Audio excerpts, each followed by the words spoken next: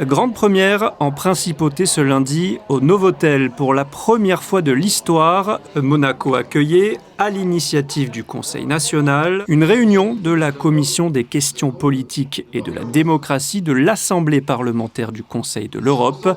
La principauté connaît la valeur du dialogue et pendant 2 jours, les parlementaires vont échanger sur différents sujets d'actualité dans un contexte international sous tension. Alors c'est un honneur déjà de les avoir, d'avoir tous mes collègues avec lesquels je travaille depuis énormément d'années, bon, avec des changements.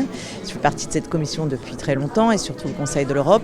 Et donc les recevoir là, pour la première fois avant que que Monaco prenne la présidence du comité des ministres, évidemment, c'est un moment historique. C'est cet après-midi que ça va réellement commencer avec des résolutions qui sont en discussion.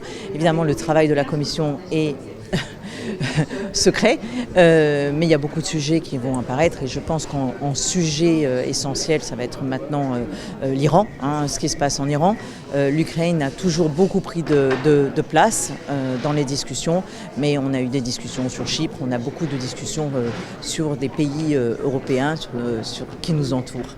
Ci occupiamo veramente della democrazia, dei diritti umani, dello Stato di diritto, dei 46 paesi che fanno parte del Consiglio d'Europa ed è stato un piacere venire qui a Monaco. Parleremo delle sfide che le nostre democrazie stanno affrontando, sempre avendo la bussola in una direzione, la pace, la costruzione delle democrazie, il benessere dei nostri cittadini. Présent aux côtés du président du Conseil national Thomas Brezzo et de la présidente de cette commission de l'APCE, le ministre d'État Christophe Mirman s'est également exprimé ce lundi matin en ouverture de ce rendez-vous parlementaire. Comme vous le savez, la principauté de Monaco assumera cette année pour la première fois de son histoire la présidence du comité des ministres.